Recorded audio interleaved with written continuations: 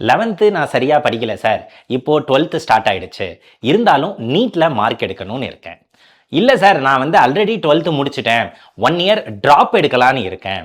So யாரா இருந்தாலும் சரி, இப்போலேருந்து நீங்க படிக்க ஆரம்பிச்சாலும் சரி, ஈஸியா உங்களால 7, 10 பிளஸ் எடுத்து எய்ம்ஸ்லயே படிக்க முடியும். எய்ம்ஸ் ஒரு பக்கம் இருக்கட்டும்.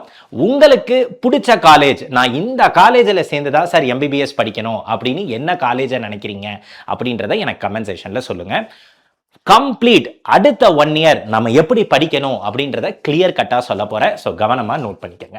இப்ப ஆரம்பிச்சாலும் நான் சொன்ன மாதிரி 11th சரியா படிக்கலைனாலுமே பரவாயில்ல, கான்செப்ட் தெரியலனாலும் பரவாயில்ல, நம்மளால கண்டிப்பா 710க்கு மேல என்ன 720 அவுட் ஆஃப் 720 எடுக்க முடியும்.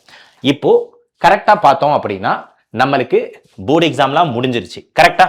இப்போ மே 2027ல நம்மளுக்கு நீட் எக்ஸாம் இருக்கும். இப்போ ஏப்ரல்ல நம்மளுக்கு எக்ஸாமே முடிஞ்சிருந்தாலும் இப்போ மே வந்து வெக்கேஷன், அதை நம்ம விட்டுருவோம். ஆல்ரெடி நம்ம ஒரு மாசத்தை நம்ம என்ன பண்ணிட்டோம், யூஸ் பண்ணல, வேஸ்ட் பண்ணிட்டோம். இப்போ ஜூன் வந்து ஆரம்பிச்சிருச்சு. அப்போ ஜென்ரலா ஒரு அகாடமிக் இயர்ல பார்த்தோம் அப்படின்னா இந்த போர்டு எக்ஸாம் முடிஞ்ச டைம்ல ரிசல்ட் வர டைம்ல நம்மளுக்கு என்ன ஆகும், மைண்ட் செட் வந்து சேஞ்ச் ஆகும். என்ன மைண்ட் செட் சேஞ்ச் ஆகும்? 11th எல்லாம் உள்ள போகும்போது நான் பியூர் சயின்ஸ் எடுக்கிறேம்மா, நான் வந்து டாக்டர் ஆவேம்மா, நான் எம்பிபிஎஸ் கண்டிப்பா படிப்பேன், மேக்ஸ் வித் பயாலஜி எடுக்கிறேன், மேக்ஸ்லயும் ஃபுல் மார்க் எடுக்கிறேன், இந்த மாதிரி ஒரு கான்ஃபிடன்ஸா இருந்திருப்போம். ஆனா இந்த ஃபர்ஸ்ட் 11th ஸ்டாண்டர்ட் எக்ஸாம் முடிஞ்சாலும் சரி, இல்ல போர்டு எக்ஸாம் முடிஞ்சதுக்கு அப்புறமும் சரி, இல்ல நான் டிராப்பர் சார் ஆல்ரெடி நீட் பேப்பரை பார்த்ததும் சரி, நம்மளுக்கு ஆட்டோமேட்டிக்கா மைண்ட் செட் சேஞ்ச் ஆகும். அப்போ நம்மளுக்கு அந்த இடத்துல என்ன ஆகும், கான்ஃபிடன்ஸ் லேக் ஆகும். ஸோ அதுதான் நம்மளுக்கு பயத்தை கிரியேட் பண்றது. ஃபர்ஸ்ட் ஒரு விஷயம் நல்லா புரிஞ்சுக்கங்க, நீட் எக்ஸாமை நம்ம அடிக்கணும் அப்படின்னா பெர்ஃபெக்ஷன்லாம் தேவையில்லை. கன்சிஸ்டண்டா டெய்லி ப்ராப்பரா உட்காந்து படிச்சாலே போதும், மார்க் ஸ்கோர் பண்ணிடலாம். டெய்லி படிக்கிறதும் எப்படி படிக்கணும் அப்படின்னா சும்மா புக் எடுத்தோம் படிச்சோம் அப்படி கிடையாது. கான்செப்ட், அதை பேஸ் பண்ணியிருக்க NCERT question, PYQ questions, NEET, JEE, அதே மாதிரி ஃபேக்ட் பேஸ்டு கொஸ்டின்ஸ், இது எல்லாமே நம்ம படிக்கணும். இதெல்லாம் படிச்சுட்டு கடைசி ஒரு 2 மாசம் 3 மாசம் நம்ம என்ன பண்ணணும், லெவல் அப் பண்ணணும். கொஸ்டின் சால்விங், அதாவது டஃப் கொஸ்டின்ஸ் எல்லாம் நம்ம சால்வ் பண்ணி படிக்கணும். எப்படி சார் படிக்கிறது, எனக்கு ஒரே டவுட்டா இருக்கு அப்படின்னா, இப்போ ஏப்ரல்ல இருந்து நான் போட்டிருக்கேன், அதாவது எக்ஸாம் முடிஞ்சு மேல ஒழுங்கா ரிவைஸ் பண்ணிருக்கலாம், பட் பரவாயில்ல. இப்போல இருந்து பார்த்தோம் அப்படின்னா ஆகஸ்ட் வரைக்கும் நம்ம என்ன பண்ணணும் அப்படின்னா 12th இப்போ ஸ்டார்ட் ஆகுதா, அது வந்து நம்மளுக்கு ரெகுலர் ஃபேஸ். அதுல நம்ம என்ன பண்ணணும், கிளாஸ் நோட்ஸையும் படிக்கணும். அதே மாதிரி கிளாஸ் முடிஞ்சதும் அன்னன்னைக்கு கத்துக்கிற கான்செப்ட் பேஸ் பண்ணி கொஸ்டின் சால்வ் பண்றது இல்லாம 11th நம்மளுக்கு எங்கெங்கெல்லாம் லேக் ஆயிருக்கும், பேக்லாக்ஸ் இருக்கும், ஒழுங்கா படிச்சிருக்க மாட்டோம், சில கான்செப்ட் புரிஞ்சிருக்காது. அதுவும் ஆர்கானிக் கெமிஸ்ட்ரினா இந்த ஐசோமெரிசம், ஜிஓசி இதெல்லாமே பிரச்சனை தான். ஸோ அந்த மாதிரி கான்செப்ட்ஸையும் நம்ம என்ன பண்ணணும், நம்மளோட கிளாஸ் நோட்ஸை எடுத்து ரிவைஸ் பண்ணி ப்ராக்டிஸ் பண்ணிட்டே வரணும். அப்போ ஆகஸ்ட் வரைக்கும் வரும்போது ஒரு லெவலுக்கு ப்ரிப்பேர் பண்ணியிருப்போம். ஆகஸ்டுக்கு அப்புறம் ஆகஸ்ட் டு நவம்பர் நம்ம என்ன பண்ணணும், 11th ஸ்டாண்டர்ட்ல எய்ம்ஸ் லெவல்ல என்னென்ன கொஸ்டின் பிராக்டிஸ் பண்ண முடியுமோ பிராக்டிஸ் பண்ணிட்டே இருக்கணும். அது ஏன் சார் கொஸ்டின் சொல்றீங்க அப்படின்னா, கொஸ்டின் சால்வ் பண்றது மூலியமாவே நம்ம என்ன பண்ணலாம், கான்செப்டையும் எடுத்து கிளியரா படிச்சுக்கலாம். அதே மாதிரி பேரலா என்ன பண்ணணும், 12th நம்ம படிச்சுட்டே வரணும். பழைய கான்செப்டை ரிவைஸ் பண்ணிட்டே வரணும். ரெகுலர் கிளாஸ்ல போற கான்செப்டுக்கு கிளாஸ் டிபிபி. ஒரு விஷயம் மட்டும் தெரிஞ்சுக்கங்க, டெய்லி கிளாஸ் கவனிக்கிறோம், டிபிபி சால்வ் பண்றோம், டெஸ்ட் எழுதுறோம். திருப்பி டெய்லி கிளாஸ் எழுதுறோம், DPP test, class DPP test. இது வந்து நம்மளுக்கு திருப்பி ஒரு லூப் மாதிரி ஃபார்ம் ஆயிட்டே இருக்கணும். அதுக்கப்புறம் நவம்பர் டு ஜான்வரியில பார்த்தோம்னா கொஸ்டின் சால்வ் பண்ண ஆரம்பிக்கணும். NCERT, case based question, fact based எல்லாமே சால்வ் பண்ணணும். அதுக்கப்புறம் மெயினா இன்ஃபைனைட் பிராக்டிஸ். அது என்ன சார் இன்ஃபைனைட் பிராக்டிஸ்? ஏன்னா இந்த டைம் நம்மளுக்கு 12th போர்டு எக்ஸாம் வந்துடும். ரெகுலர் ஸ்டூடெண்ட்னா, டிராப்பர் ஸ்டூடெண்ட்ஸ்னா ஒன்றும் பிரச்சனை இல்லை, நம்மளுக்கு டைம் நல்லாவே இருக்கும். அப்போ இன்ஃபைனைட் பிராக்டிஸ், எவ்வளோ எக்ஸாம் எவ்வளோ டெஸ்ட் எழுதி பார்க்க முடியுமோ எழுதி பார்க்கணும்.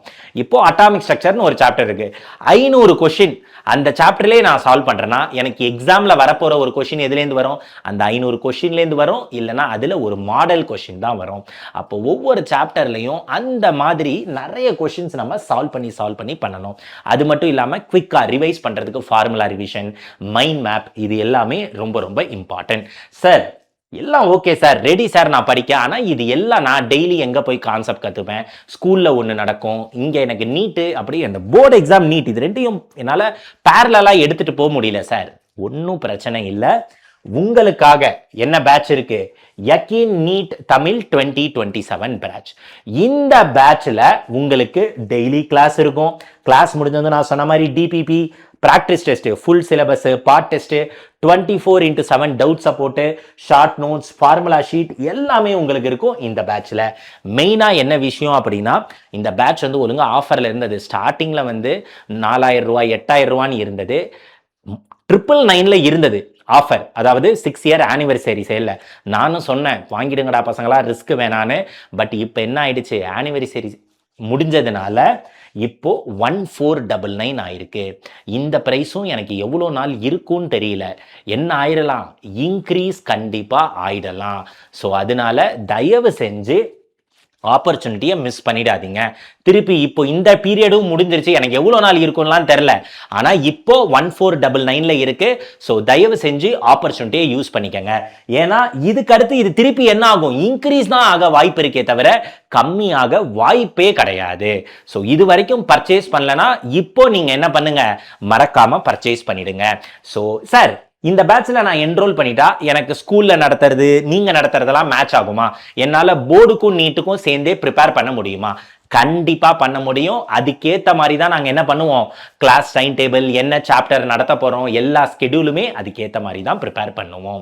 ஓகேவா, ரைட். யார் யார் சார் டீச்சர் அப்படின்னா, ஆல்ரெடி நீங்க பார்த்துருப்பீங்க நம்ம ஒய்டியில் என்னென்ன ஃபேக்கல்டிஸ். இப்போ நான், Abhi sir, Brighton sir, Tarun sir, நாங்கள் எல்லாரும் தான் கிளாஸ் எடுப்போம். ஸோ இன்னும் என்ரோல் பண்ணல அப்படின்னா உடனே என்ரோல் பண்ணிடுங்க. 1499 எவ்வளோ நாள் இருக்குன்னு தெரிலடாமா. நான் வந்து எனக்காக சொல்ல, நான் கிளாஸ் நடத்தினேன் அதனால வாங்கணும்லாம் சொல்ல. உண்மையிலேயே குவாலிட்டியான ஒரு கண்டென்ட் இந்த பைசாக்கு கிடைக்கிறது கஷ்டம். அதுவும் இது மாசமா வருஷத்துக்கே என்ன 1499 எவ்வளவோ செலவு பண்றோம். கரெக்டா? இப்போ ஒரு வீட்டில் 4 பேர் சேர்ந்து ஒரு சாப்பிட போறோம், இல்ல ஃப்ரெண்ட்ஸே ஒரு 5 பேர் ஒரு ஃப்ரெண்டுக்கு பர்த்டே கேக் கட் பண்றோம்னாலே இன்னைக்கு இந்த விலை வந்துடும். உண்மைதானே? அப்போ யூஸ்ஃபுல்லா பண்ணுங்க. கண்டிப்பா உங்க ஒவ்வொருத்தர்னாலும் என்ன பண்ண முடியும், டாக்டர் ஆக முடியும். கான்ஃபிடன்ஸை மட்டும் விட்டுறாத. 11th பேக்லாக் இருந்தாலும் சரி, எதுவாக இருந்தாலும் சரி, பேட்ச்ல என்ரோல் பண்ணு. நான் டே 1லேருந்து உங்களை ட்ரெயின் பண்றேன். நான் மட்டும் இல்லை, எல்லாருமே என் கூட சேர்ந்து ட்ரெயின் பண்ணுவாங்க. கண்டிப்பா உங்களோட டாக்டர் கனவு நனவாகும். ஓகேவா? ஸோ கிளாஸ்ல உங்க எல்லாரையும் மீட் பண்றேன். எங்க சார் போய் என்ரோல் பண்றது அப்படின்னா, இப்போ நான் பேசிட்டு இருக்க வீடியோ கீழே டிஸ்கிரிப்ஷன்ல லிங்க் தரேன். ஸோ என்ரோல் பண்ணிட்டு எனக்கு என்ரோல் பண்ணிட்டீங்களா இல்லையா அப்படின்றதையும் எனக்கு கமெண்ட் செக்ஷன்ல சொல்லுங்க. Okay, take care, bye bye. Next வீடியோல உங்களை நான் மீட் பண்றேன்.